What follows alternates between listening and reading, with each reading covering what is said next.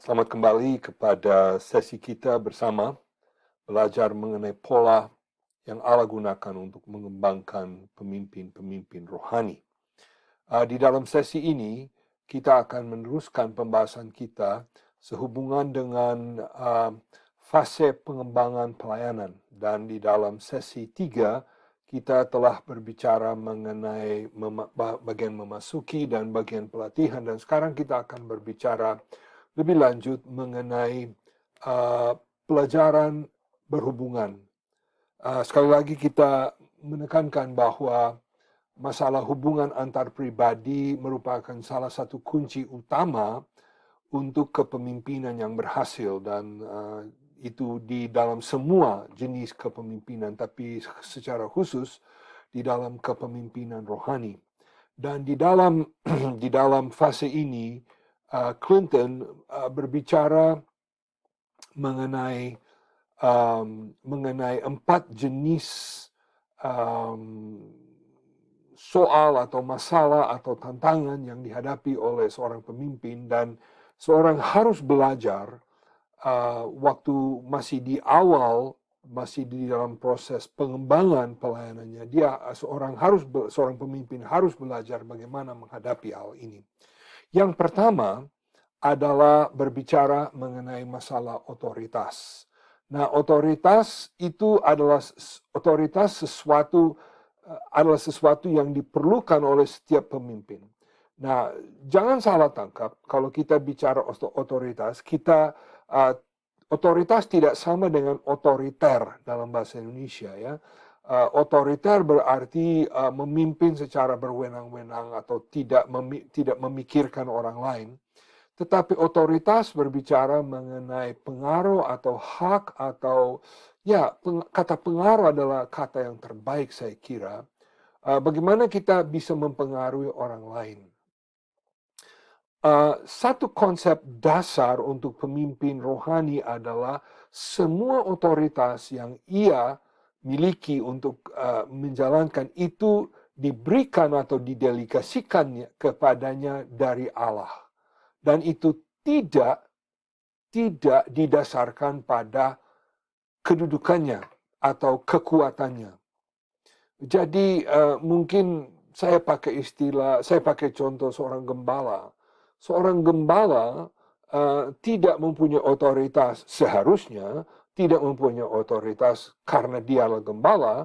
Dia mempunyai otoritas karena Allah telah mendelegasikan kepada dia tanggung jawab untuk memimpin sekelompok anak Tuhan, dan dari situ dia mempunyai otoritas. Dan ini sesuatu yang penting dan tidak boleh dilupakan, karena kalau kita lupa bahwa otoritas itu dari Allah, kita mulai berpandangan bahwa saya yang berhak, saya yang punya, dan itu sama sekali tidak benar. Pemimpin yang sulit tunduk kepada otoritas biasanya juga sulit menggunakan otoritas rohani di dalam pelayanannya. Nah, Watchman Nee, seorang hamba Tuhan dari Cina, rupanya juga telah bergumul dengan masalah otoritas, dan ia memberikan yang kita dapatkan di dalam pelajaran kita, 10 prinsip yang menyangkut otoritas rohani. Nah, saudara, saya terus terang secara pribadi bisa bicara panjang lebar mengenai masing-masing dari prinsip ini, tetapi saya akan tahan diri dan hanya memberikan komentar yang sederhana mengenai masing-masing, tapi tolong renungkan masing-masing. 1. Orang yang belajar menggunakan otoritas rohani sebagai dasar wewenangnya untuk pelayanan harus mempelajari bahwa sumber dari semua otoritas adalah Allah. Nah, saudara, kalau kita bisa ingat hal ini akan menolong kita. Saya sudah bicarakan tadi. Yang kedua, otoritas yang Allah mendelegasikan tidak menjadi milik dari orang yang menjalankannya. Orang tersebut hanya merupakan saluran saja. Nah, dampaknya adalah apa? orang tunduk, orang di bawah pelayanan saya, orang yang mengikuti saya, dia tunduk bukan karena saya apa-apa, dia tunduk karena saya mewakili Allah dalam hal ini.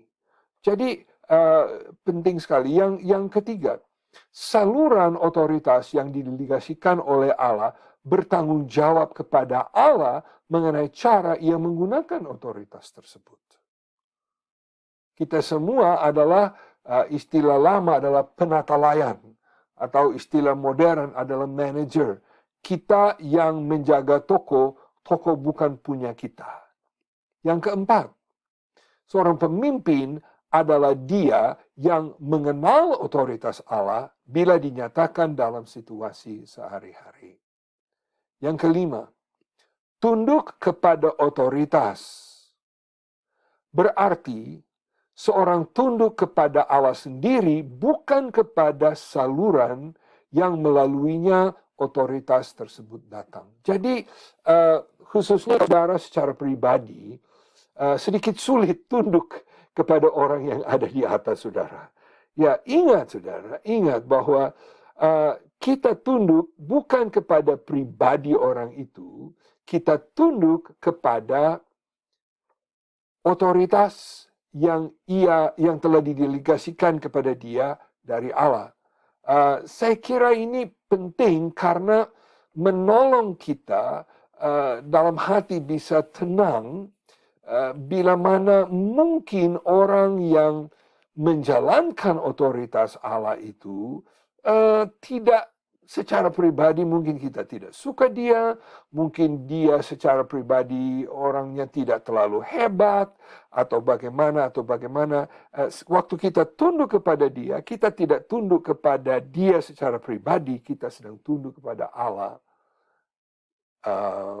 yang dia sedang wakili. Saya pernah dengar, saya belum pernah ikut militer, tapi saya pernah dengar di dalam militer mereka mengajar bahwa kita taat kepada atasan kita, kepada komandan kita, bukan karena mereka orang baik, tetapi karena mereka duduk di dalam posisi tersebut. Yang prinsip yang keenam, berontak melawan otoritas berarti orang tersebut tidak tunduk kepada Allah. Walaupun ia menganggap bahwa ia sedang melawan manifestasi otoritas yang kurang sempurna di dalam seorang manusia. Wow, ini pelajaran yang berat, saudara. Ini pelajaran yang sulit. Dan mungkin saudara yang pernah mendengar saya bicara mengenai kepemimpinan, saya kadang-kala suka pakai istilah, bila mana saudara tidak setuju dengan orang yang ada di atas saudara, saudara hanya ada dua pilihan. Bukan tidak ada tiga, hanya ada dua, yaitu tunduk atau keluar. Kalau Anda merasa bahwa Allah tidak lagi mau memakai Anda di dalam situasi yang ada ini, Anda boleh keluar. Tapi tidak ada pilihan ketiga, yaitu melawan atau berontak. Yang ketujuh, orang yang berada di bawah otoritas Allah mencari dan mengenal otoritas dan dengan sukarela menempatkan diri di bawah otoritas tersebut. Jadi orang yang betul-betul mengerti susunan otoritas dalam kerajaan Allah rindu berada di bawah salah satu di dalam susunan delegasi dari otoritas Allah. Yang kedelapan, otoritas rohani tidak pernah digunakan untuk manfaat seorang diri sendiri, tetapi untuk manfaat mereka yang sedang berada di bawah otoritas tersebut. Nah, di sini semua poin-poin ini semua sangkut paut. Otoritas berasal dari Allah, tidak berasal dari kedudukan, tidak berasal dari diri saya. Berarti saya memakai otoritas itu bukan untuk keuntungan pribadi saya, tetapi untuk keuntungan mereka yang ada di bawah saya. Itu yang biasanya kita sebut sebagai servant leadership.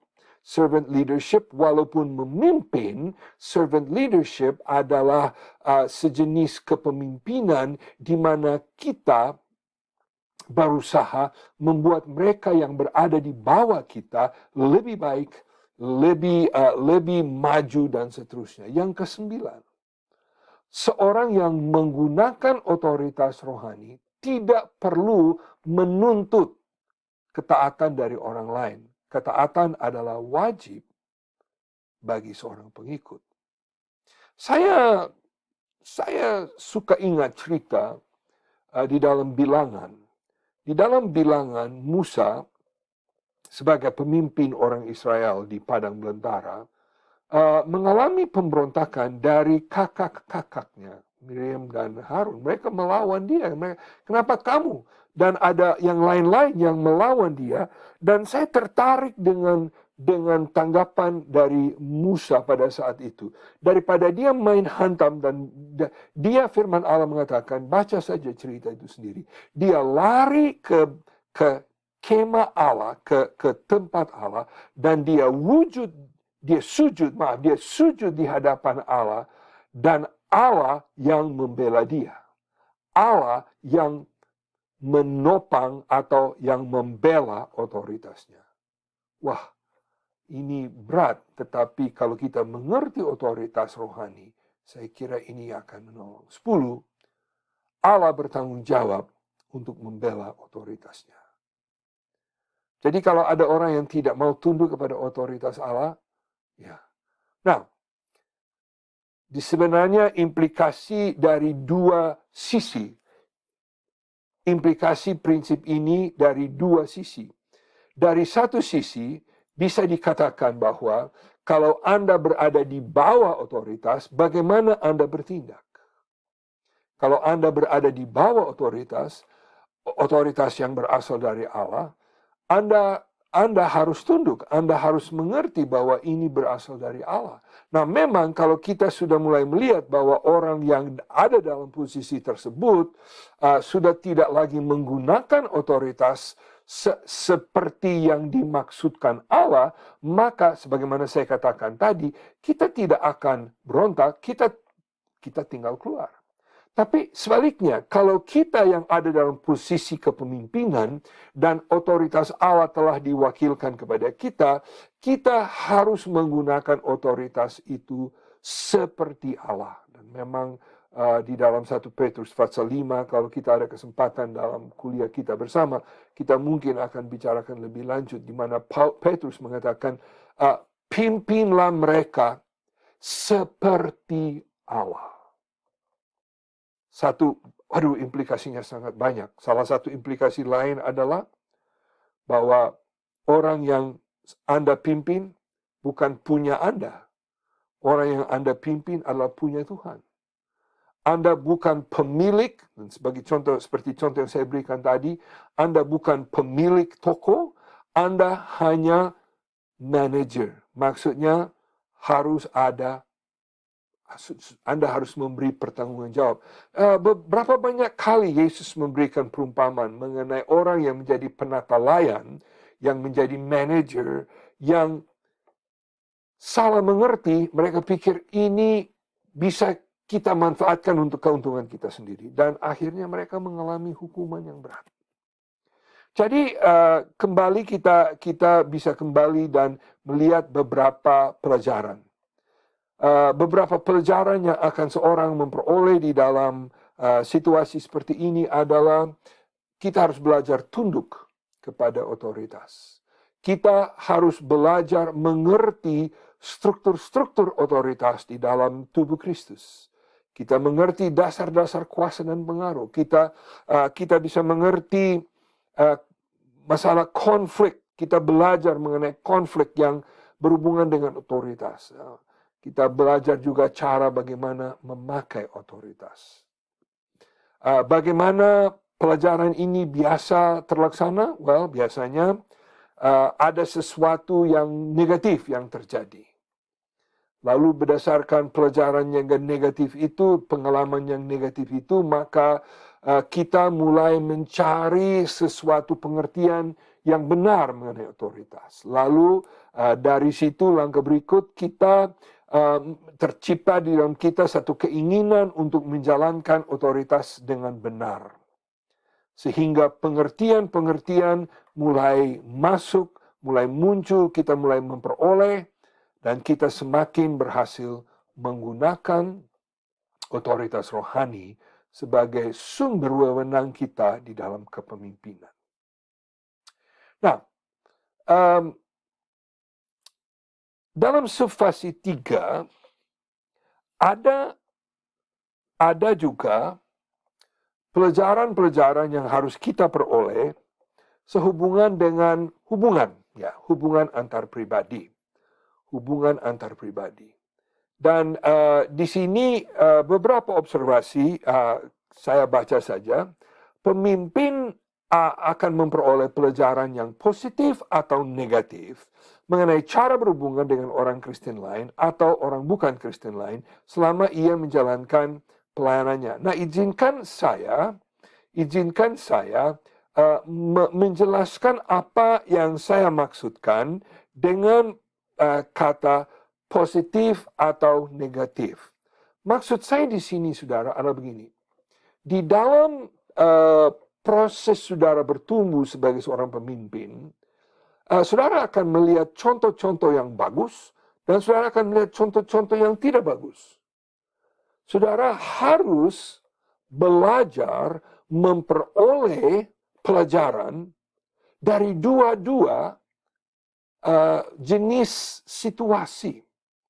Saudara harus belajar dari teladan yang bagus, tapi saudara juga harus belajar dari teladan yang tidak bagus, yang negatif.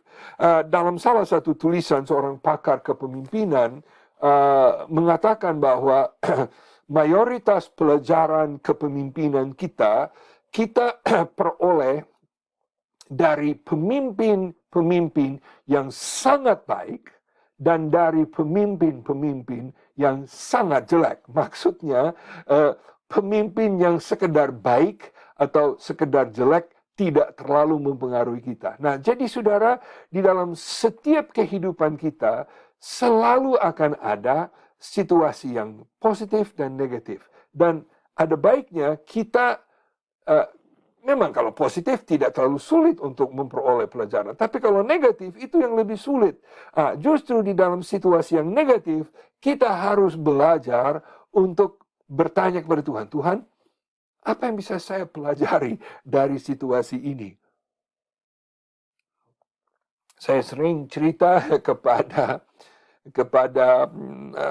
anggota kelas yang saya ngajar mengenai beberapa pengalaman saya sewaktu saya masih muda, dan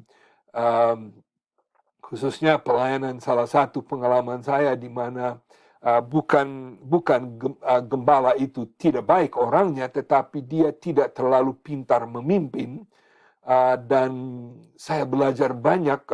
Saya dengan teman-teman sejawat dengan saya, teman-teman staf gembala, kami suka masuk di kantor, tutup pintu, lalu bersungut-sungut. Lalu ya tidak terlalu enak. Tetapi kalau saya sekarang melihat ke belakang, itu sudah lebih dari 35 tahun yang lalu, saya mulai berpikir, wah, saya belajar banyak dari hal yang tidak terlalu bagus. Oke, prinsip berikut, satu observasi berikut. Kemampuan untuk membentuk hubungan sangat diperlukan oleh seorang pemimpin. Pemimpin harus mengembangkan kesanggupan kepemimpinan dalam hubungan dengan orang lain. Nah, ada contoh-contoh. Salah satu contoh dalam Alkitab adalah Barnabas. Barnabas adalah orang yang sangat terampil dalam soal hubungan. Ingat, secara singkat saja kita cerita mengenai Barnabas. Barnabas sebenarnya adalah seorang pemimpin di Antioquia.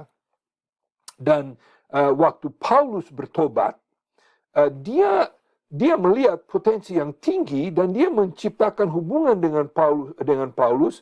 Dia membantu, dia membina sampai dan ini yang menarik sekali, waktu Paulus semakin cemerlang, semakin terampil sehingga lebih terampil dari Barnabas. Barnabas tunduk kepada Paulus. Dan saudara kalau baca kisah para rasul, saudara akan membaca di dalam beberapa pasal di mana ditulis Barnabas dan Paulus, Barnabas dan Paulus, dan tiba-tiba berubah menjadi Paulus dan Barnabas. Jadi dia merupakan satu orang yang mengerti cara berhubungan dan tahu. Nah, yang lucu, walaupun Paulus adalah seorang evangelis, seorang rasul, seorang pemimpin yang luar biasa, kita lihat bahwa dia mungkin bisa belajar sedikit dari Barnabas. Karena dalam kisah para rasul pasal 19, waktu dia kurang puas dengan pelayanan Markus, dia mulai marah Markus dan suruh Markus keluar, tapi Barnabas masih mau bekerja dengan Markus. Dan memang ceritanya Paulus pada akhir hidupnya waktu dia sudah tua, dia menulis dalam salah satu surat-surat yang terakhir, dia menulis begini, dan jangan lupa kirim Markus kan dia sangat berguna bagi saya. Nah, kita melihat di sini satu contoh khususnya di dalam Barnabas, satu contoh dari orang yang tahu cara bagaimana membentuk dan membuat hubungan yang baik sebagai seorang pemimpin. Pelajaran ini sering terjadi sebagai hasil dari satu pertentangan otoritas. Pelajaran mengenai ketundukan atau konflik dalam pelayanan. Pelajaran ini dapat mengambil bentuk positif atau negatif dan memberikan pengalaman yang menjadi titik tolak dalam pengembangan seorang pemimpin. Jadi, masalah mengenai kepemimpinan, masalah mengenai hubungan dalam kepemimpinan, itu sesuatu yang penting. Nah, saya dengan cepat lanjut saja kepada pelajaran-pelajaran mengenai konflik. Sudah pasti konflik itu akan ada. Nah, ada beberapa konflik, beberapa jenis konflik. Konflik yang sifatnya umum, mungkin itu konflik yang tidak ada hubungan dengan pelayanan. Mungkin itu konflik yang mungkin ada masalah di rumah tangga atau mungkin ada masalah dengan pemerintah. Maksudnya tidak ada hubungan. Nah, Tuhan masih bisa pakai itu. Tetapi lebih sering yang mengecewakan bagi seorang pemimpin muda adalah konflik yang terjadi dalam pelayanan. Konflik yang terjadi dalam pelayanan yang melaluinya pemimpin memperoleh pelajaran positif atau negatif mengenai sifatnya konflik, cara menyelesaikan atau menghindari konflik, cara kreatif untuk menggunakan konflik, dan cara bagaimana Allah menggunakan konflik untuk mengembangkan hidup dalam. Ya, boleh dikatakan hampir tidak pernah ada perkembangan dalam kehidupan seorang tanpa ada masalah atau konflik. Sehingga kalau terjadi konflik dalam kehidupan kita, itu harus menjadi lonceng, harus menjadi bel, harus menjadi alarm. Hehehe, apa yang bisa saya pelajari dalam hal seperti ini? Saudara, seringkali perlu ada konflik. Wawasan-wawasan, pelajaran-pelajaran mengenai hubungan dan otoritas jarang dapat dipelajari selain melalui konflik. Seringkali terjadi pukulan kepada seorang pemimpin sebagai reaksi negatif terhadap keputusan dari pemimpin itu. Dan dalam hal-hal ini, kita harus senantiasa terbuka kepada tangan Allah di dalam konflik. Di dalam konflik, apa yang bisa saya pelajari dari konflik? Nah, memang konflik itu tidak enak, sakit, membuat kita emosi dan seterusnya. Kadang-kala konflik itu terjadi karena pukulan atau reaksi negatif, dan reaksi negatif itu akan terjadi dalam kehidupan seorang pemimpin.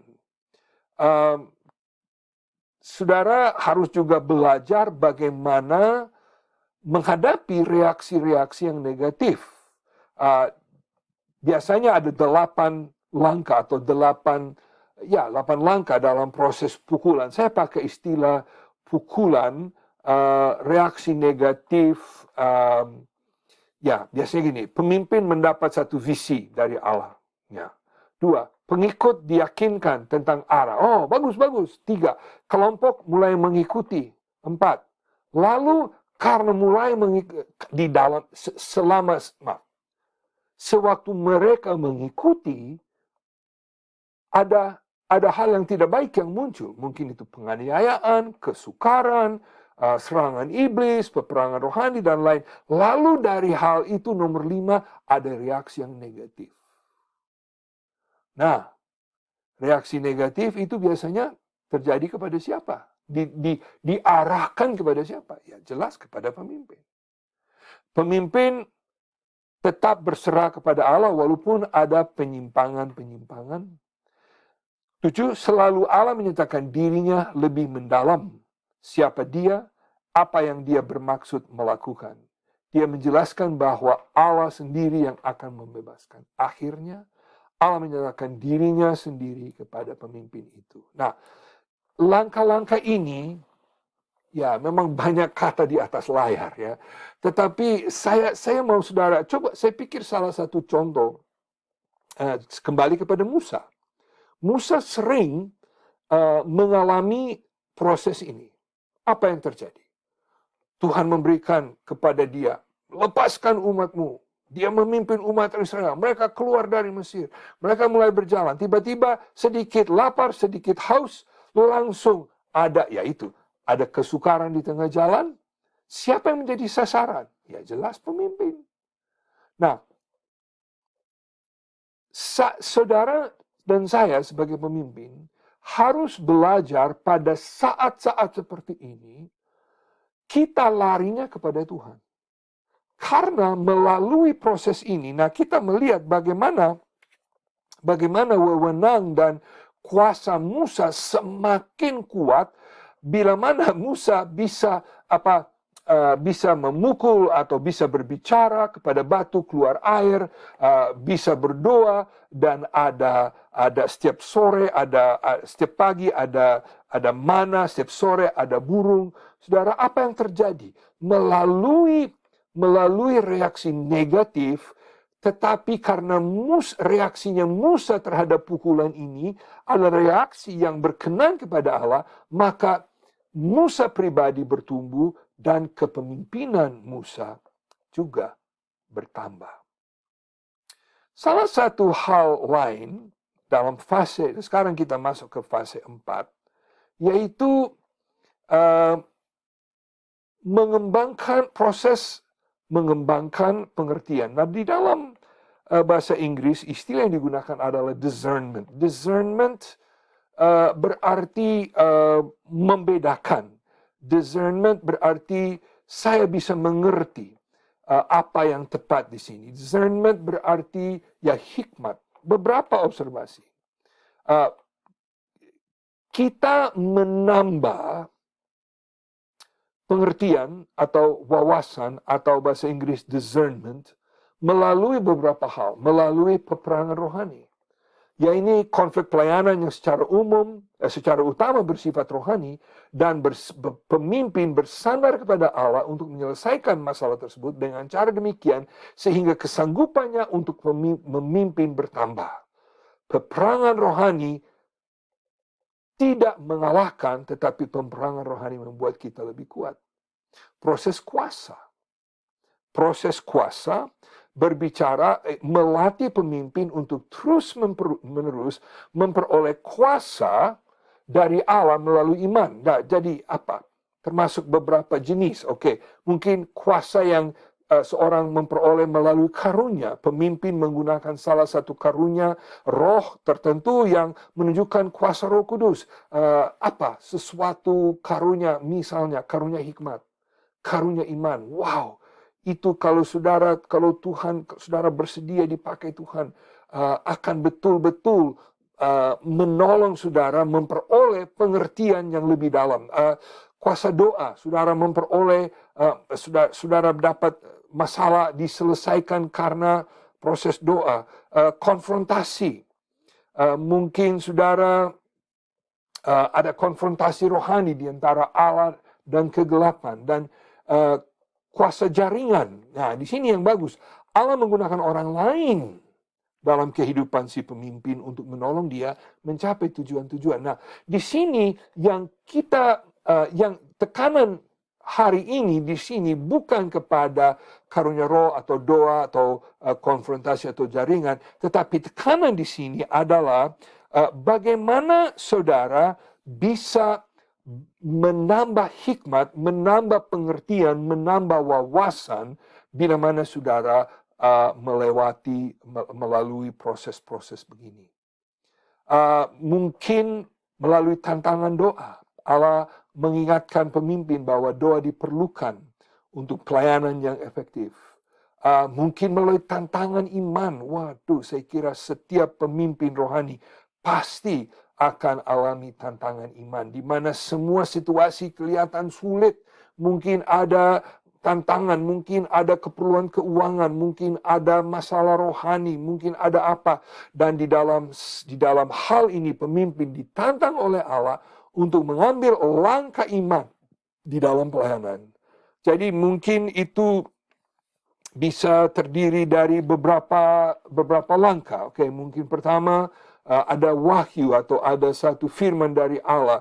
Kemudian ada kesadaran bahwa Allah sedang memberikan tantangan agar pemimpin bertindak. Lalu sikap pikiran yang mengambil keputusan untuk mengambil keputusan. Ini tidak salah berdasarkan. Jadi semua ini menambah atau juga yang disebut tantangan pengaruh. Pemimpin ditantang untuk memperluas bidang pengaruhnya, yaitu jumlah orang yang dipengaruhi olehnya. Itu. Jadi pada akhir dari fase ini, yaitu fase pengembangan pelayanan, bukan subfase lagi, tapi ini fase 3 besar. Dan ini perlu kita renungkan. 3 kemungkinan. 1, ada mereka yang mencapai sejenis keahlian tertentu, tetapi menjadi datar dan tidak berkembang. Menjadi datar.